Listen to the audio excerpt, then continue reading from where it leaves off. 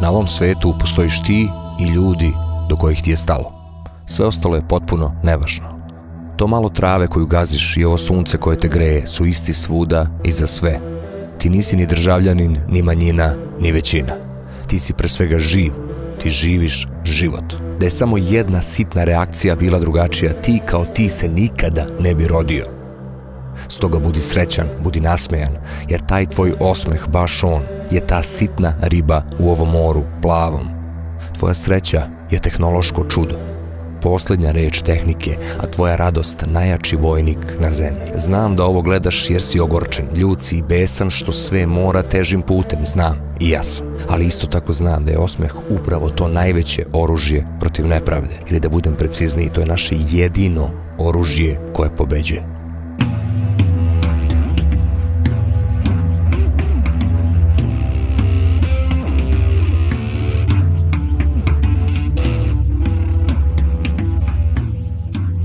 Pitaš se kakve ovo veze ima sa Kosovom. Verujte mi, ima. I ne samo sa Kosovom, već sa svakim milimetrom ovog sveta.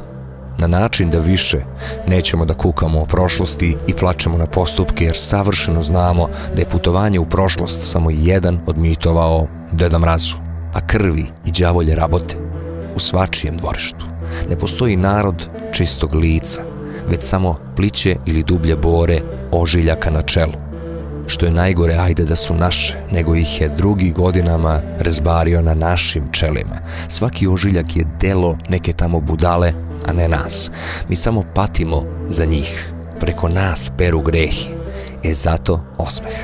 Oni se najviše osmeha plaše. Taj strah i panika je napajanje tom ološu. Isključi se iz tog štekera, zagrli dete, poljubi ženu. Pogledaj u nebo. Ti si živ čoveče. Čovek nije savršeno biće i on poput svakog polja ima svoje kukolje, ali nikad kukolj nije pobedio polje.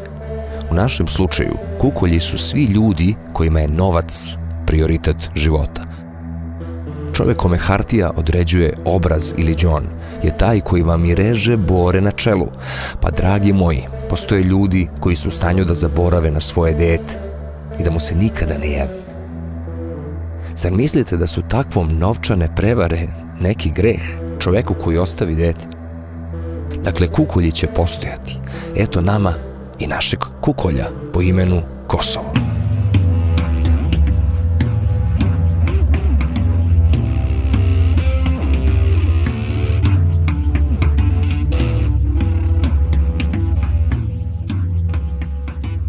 Kosovo nekako odmah asocira na neku borbu za nacionalni ponos, na neku žrtvu, na veru, na pravdu.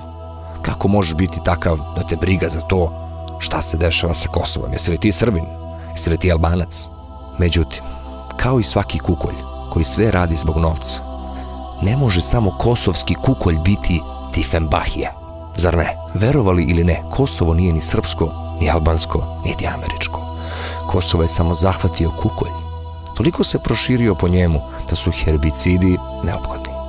Kukolj ne poznaje nacionalnost, pripadnost. Američki kukolj ukršta se lako i sa ruskim i sa severnokorejskim. Albanski srpski kukolj već vekovima dominira našim prostorima. Ne postoji kukolj koji ne bi samo doprineo širenju u osvajanju naših osunčanih polja. Naših osunčanih polja. Dakle, naše je da gledamo u sunce, razapnemo listove i uživamo u svakom danu, a ne da se guzimo, da čistimo kukolje, pa tako prenesemo i na naše listove tu zarazu. Kukolj je bolest, a mnogi su voljom i verom pobedili i najteže bolesti. Onaj otpadak ljudskog roda, ono najgore u nama, to je grupa ljudi koji nemaju imena i prezimena. To su ljudi koji ne viđaju svoje porodice, to su ljudi koji nemaju osjećaja. I oni nemaju nacionalnost. Dakle, magija oko Kosova je samo jedna zavesa skrivanja istine od vas, a to je da Kosovo leži na jednom od najvećih nalazišta energije u Evropi, u ovom slučaju lignita i raznih drugih plemenitih i bitnih metala za tehnologiju, ali prevashodno za energiju.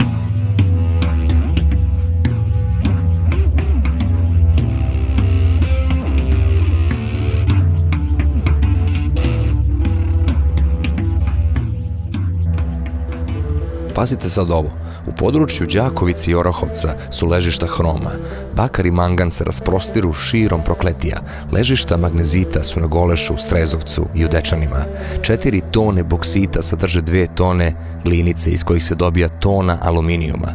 Grebnik bi dakle mogao da proizvede 425.000 tona aluminijuma. Do sada utvrđene rezerve feronikla na Kosmetu su 15 miliona tona, ali se procenjuje da su i mnogo veće. Procenjuje se da samo rezerve kosovskog lignita vrede oko 500 milijardi dolara. U ovom trenutku rudarski basen Trepča krcat je istraživačkim timovima moćnih energetskih korporacija. Tako je Lydian International otvorio 4. novembra 2010. godine u Prištini svoj poslovni klub koji radi u velikom sastavu. Njihov prevashodni interes je novo nalazište zlata u Orahovcu. Nalazište je otkriveno 2008. godine, a iz 1 tone dobija se čak i do 7,97 grama zlata. Zapravo, bitka za Kosovo je bitka za ogromno rudno bogatstvo, koje se procenjuje na oko 1000 milijardi dolara. Dakle, cela ova priča o veri, o poštenju, o pravdi, o sukobu običnog Srbina i običnog Albanca su izmišljena, multimedijalna stvar da vam se skrene pažnja sa pravog problema, a to je kukolja i novca kojim se hrani.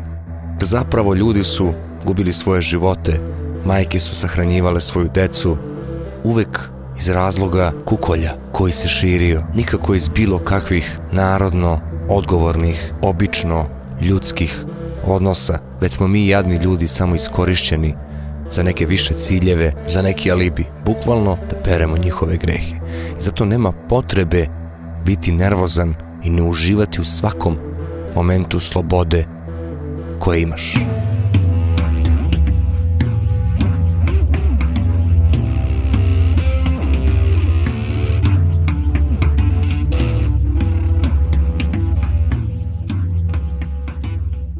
Dakle, ako ne možeš ništa da promeniš, pa nemoj biti i glup.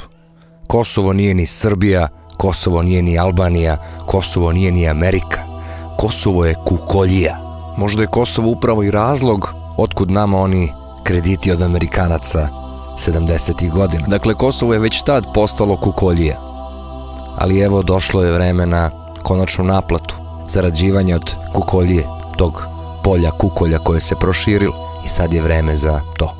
I trenutno su ulogu preuzeli Albanci, jer je Srbija organizovanija država i lako može eksploatisati i ući u proceduru eksploatacije. Sutra će i Kosovo postati ozbiljna država, pa će ti kukolji osmisliti način kako da destabilizuju tu novu državu sa nekim opet manje organizovanijim narodom, preko koga bi oni mogli da crpe i da kradu rudna bogatstva koja pripadaju nama, Srbima i Albancima. Što je najgore, ajde da smo barem toga svesni. Svakodnevno viđam ljude koji stvarno iskreno veruju da je to pitanje nacionalnog identiteta, neke borbe, nekog idealizma, neke vere, koji ne shvataju da je ovo sve samo radi para i energije i bogatstva. Žao mi je zbog toga, najiskrenije mi je žao što jednostavno tim ljudima prolaze životi u veri da je to iz nekog idealizma, iz nekog istorijskog sukoba, iz nekih ožiljaka iz prošlosti. I to je katastrofalno. To je katastrofalno. Kad znate istinu koja je potpuno suprotno od toga, to je bogaćenje i krađa tuđe energije, slabijih naroda, u ovom slučaju Srba i Albanaca.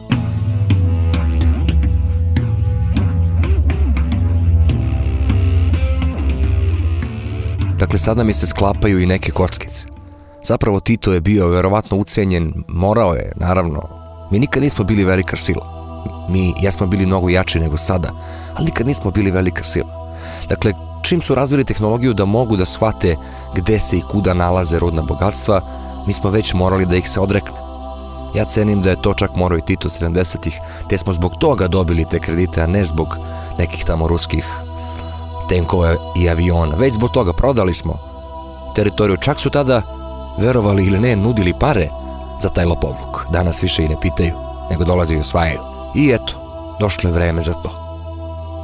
Došlo je vreme da se iskoristi ono idealističko u vama preko religije i crkve i svega, i svih tih priča da se pokrvimo mi Srbi i Albanci da bi oni imali alibi, jel te zašto sad tu mora da dođu stranci da nas pomire, u stvari da nas opljačkaju.